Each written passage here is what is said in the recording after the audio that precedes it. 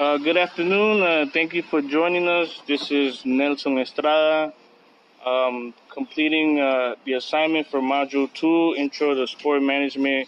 Here I have Coach David Perez with me. Coach David, can you give us a brief introduction as to who you are and what you currently do?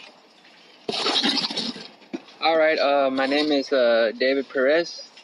I currently coach my own soccer club in the north of Houston, and I also have individual program for soccer for private training and group training in the all Houston area. So I'm a soccer coach for youth, and I do a individual company. So that's what I'm currently doing right now. Okay, Coach David, can you give us a brief summary of your career, your trajectory in the game, from beginning until where you're at right now? Okay. Well, basically, I started in the inner city program in a team named Kahu around the age of 6 years old. And from there, I played a couple of years inner city soccer. At the age of 9, I went to a club called the West U. I played there 2-3 years, playing 2 years up. And then I finally came through my youth club that was Houstonians from U13 to U19. So that's what I was on my youth development as a player. And after that, obviously, I got recruited to play college ball. I played there 2 years, and college-wise, and then I had one stunt professionally in Mexico for 1 season, and then the last 4 or 5 years, I've been playing the third division in the United States through the MPSL and PDL level. So that's my career soccer-wise. Okay, Coach David. And as far as your current occupation in soccer, can you give us the day-to-day, your schedule from sunup to sundown, what you're responsible for currently? Okay, well, basically my day starts 7 a.m. I get everything prepared, and I go to the pitch. Then I do the pre-game, the pre-training. I get all my stuff, the training session, the cones, the gear, and then we start with the group. So I range around from 8 to 9:30 my training session with the group of players or individual training.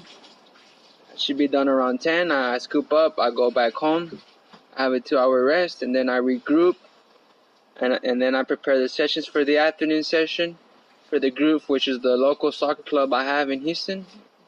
So I gear up around 4, get everything ready, leave around 5, get at the pitch 5:30, set up everything, and at 6 I should be done. And then at 6:30 we start training and do the hour and 15 minutes training session for the group, and we finish around 8, and then we pick up, we clean, and that's my day. That's my daily basis on my job duties in my environment. Okay.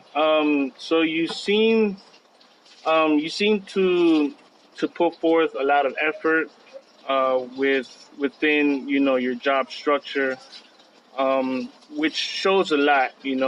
If you're not passionate about something that you're doing, you obviously won't put as much effort. As far as your style of coaching and working within the industry, from your perspective, how have jobs, or more specifically trainings, how have they grown, or have you seen any growth within what you do in the soccer industry? Through trainings through others. Well, okay, so you do individual trainings, Yeah. right? That's your function within soccer. Yeah, okay. Have you seen any diversity, any growth as far as training, working? Because there's different entities in soccer as far as like clubs and individual trainings and other areas. So, from your perspective, where have you seen the growth from soccer. So let's say, you know, how has soccer grown from what it was years back to now? Because I Okay. mean, we've seen some growth, but from your perspective, where have you seen that growth? Well, the involvement individually has grown a lot because now we have a lot of more resources. Um, like we have more material. There's more creativity now. We have more people now training kids individually. So the government of soccer has evolved a lot. Now I feel like we're preparing players better than we were before. We have people with more experience, with more license, more coaches. So I think it's been an involvement where the U.S. has grown a lot. When it's the group training, I think it's just an emphasis that where it's been on tradition wise where it's been particularly how the U.S. is structured, but with new different styles of play, the coaching has a lot to do with it. So some coaches like to run more than other coaches. Some coaches like to use a lot of ball work. So I guess it's defined more of the coaching style, if you can say the group training of how it is. But I'm pretty sure that the soccer has evolved because we have more educated people in the business now. Okay, that's a really powerful insight. Um, what trends have you noticed firsthand have affected the soccer industry? Because the game has changed tremendously, from what it was when we were coming up. Like you mentioned, the resources that are available now. What other trends have you noticed, help improve or just change, the game of football as a whole? Um, well, now there's more youth soccer around the United States, so there's more involvement in kids. From what I heard, statistically wise, I think the sport that's playing the most is soccer in the high school level. So I think more players are participating in that manner. And I think the U.S. is obviously with all the DAs, Development Academy, with the MLS, now with the USL leagues coming up, with now another USL league coming up, NPSL and ECIA. So there's more an expansion of teams and more interest in the United States because they see there's a positive reflect on community base. And there's business in football. A lot of people like the game. The United States is a very diverse country. So I think the U.S. is capturing and seeing that soccer is a sport that can potentially grow in the U.S. So I think what we're trending is youth soccer growing and more leagues coming up, more opportunity for players. So that means that we're gonna have better domestic players in the U.S. So it's more of an engaging of what was compared maybe of 40,000 youth players now is probably triple. So we have more players participating now. So that thing that's a key factor. Okay, yeah, and it does factor. When you start at the youth level, you start developing them early, and you hope to get some of these young players, some exposure and whatnot. So yes, that's very powerful. Personally, how how do you plan to affect change, or what would you like your impact to be on not just local soccer, but potentially something bigger than just here in Houston? How do you plan to impact the game in your own way? Well, first preparing the players as the best as I can. Obviously, you as a coach or player, you have goals too. So, I just keep preparing myself, keep upgrading my licenses, and just keep coaching. And potentially, I see myself and with the help of God, um, at a pro level coaching. It can be academy, it can be professionally.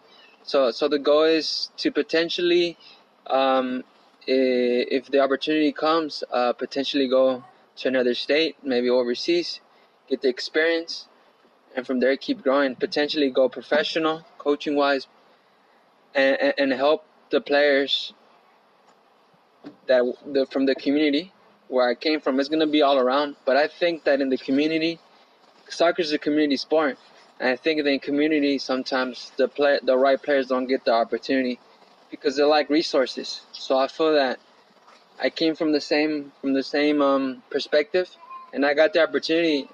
So I feel that we need to generalize everything and in any social status. So basically, what I want to do is potentially grow as a coach.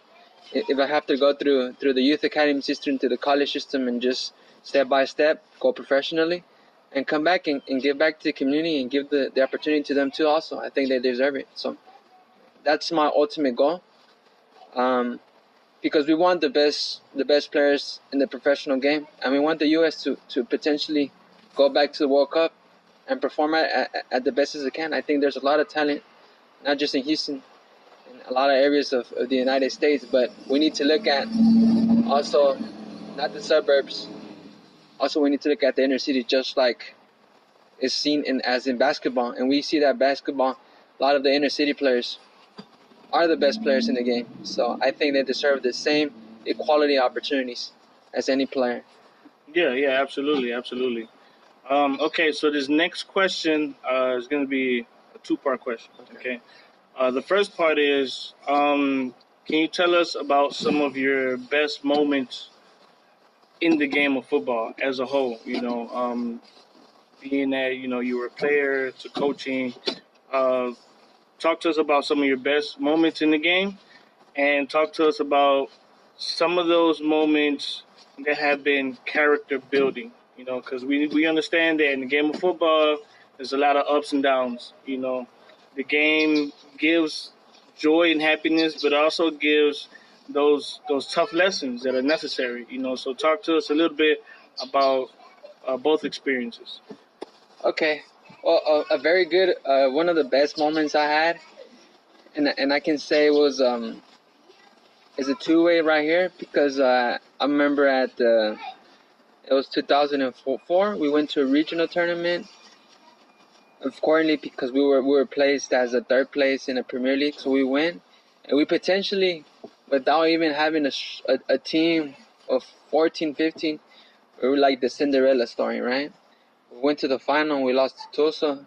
I think it was 3-1. So we potentially lost the final, and that was kind of a good moment, but reflected in a bad moment because we were so close from going to nationals. A team from the nowhere came and made a statement, right? So the following year, it was 2007.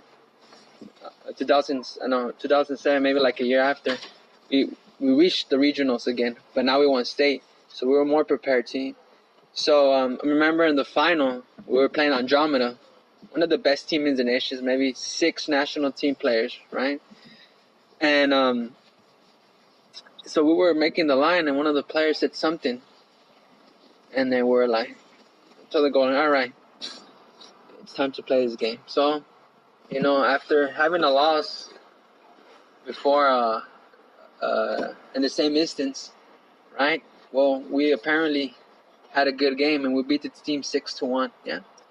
And for us, the players that had gone the first time, maybe it was a core of 8 players. It was a good feeling, So I think that was one of the best moments we had because you accomplished something. So it's a feeling that nothing can buy. You can have money or you can say you have luxury, but that feeling that when you win something because you earned it, it's a whole different story. So that's one of my best moments. I think a bad moment reflects when after there was a season where we lost the last game, and it was and we had a really bad season that year, coming after being a really good spot, I think nationally ranked, and we lost, and that was basically the last game that I shared with my teammates that I had grown throughout 5 or 6 years, and to end it the way we ended, it was kind of not a good feeling. It was a bummer. Yeah, it was a bummer. It was not a good feeling, because we shared with those guys. We were at the top. But from what I learned from the game is that, like you said, sometimes you're up, sometimes you're down. And that moment when you're down, it's when you learn how to be humble, because you can reach the top at any moment, but as you reach the top, and that's the kind of thing in life, you can hit rock bottom. So I think that was one of the most learning experience where, like, even if you got there, you need to be humble enough and accept it. And then from there, reflect and just keep working.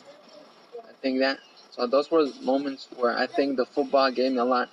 I think coaching wise, I think the best moment was when the team won state. I think that's probably one of my biggest accomplishments to coach because it was a mature group where I won it with the staff and with the players. I think we did a good group, and I think it was a good experience. I think coaching wise, that was a really, really, really good moment because I accomplished something I didn't accomplish as a player in high school. So I think that was a good one. And the bad moment was when the second time around second year, it was just I think it was just different group, and I felt how the group broke, the structure and everything was broken, and that was a hard moment. So I realized that you can have a really good coach, but you don't have a disciplined group, and you don't have talented players enough to get to the system. It's difficult. Yeah. So it has to be a genuine system where everybody's working together. So I think those were moments where everyone's bought in to the system. Yeah. Yeah. No. Absolutely. Absolutely. Okay. So this was a really powerful interview. I appreciate you taking the time. To speak to us. In closing out the interview, I just want to ask you. Because you're so experienced in the game. You've reached levels. That not everyone gets to reach.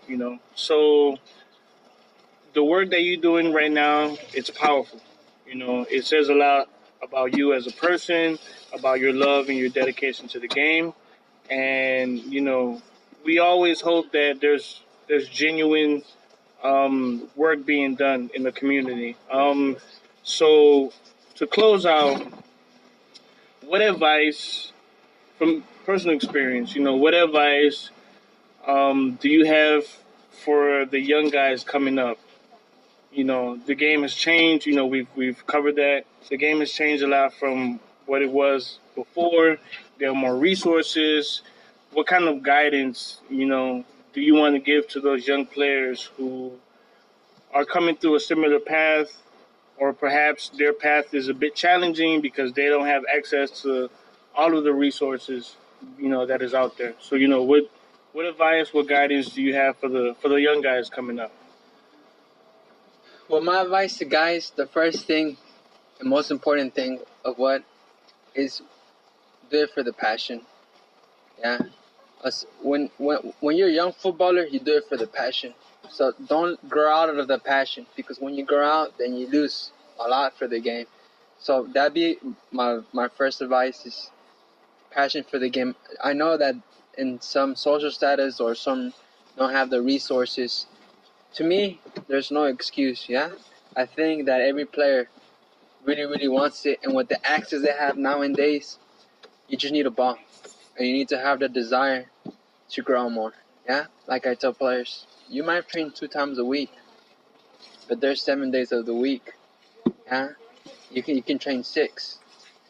You can be on the ball daily basis. So, for example, in France, they're World Cup champions, so these guys have a court, yeah, a street court, we can say, from 6 to 12 years old. These guys play free soccer. Nobody's teaching them how to play the game, but by themselves they play the game. So what my advice for the young footballers, keep playing, enjoy the game, have fun, play on a daily basis, train on a daily basis, and keep dreaming, keep grinding. Don't let nobody tell you because of the age, because of this, because of your physical abilities, for your technical abilities. I think for a young footballer, the first thing is have passion, enjoy the game, practice, be dedicated, be disciplined, and have confidence in yourself. I think with all those things, you can make it far. Not all the players are going to make it professionally, yes? But some players will be coaches, some players will be footballers, and some players will be business guys, yeah? We don't know, might be agents. But once a footballer gets at the age of 16 years old, he needs to be settled and know what he wants to do at that age, football-wise. And from there, from 16 and above, he needs to have dedication where, like, eat good, sleep good, train before, train extra, because that difference is going to mark something throughout the years and potentially can go professionally. I recommend players to once they're older, to save up their money, to go try out anywhere they can, but be prepared when they go. And out of 50 doors, somebody's gonna tell you yes, yes. But you need to train, you need to prepare yourself, yeah. And I think there's a good possibility for the players to have their goals. They need to have soccer goals, and I think that's the best advice for me for the stages of different players, yeah. So, Yeah, that's a tremendous insight, Coach David Perez.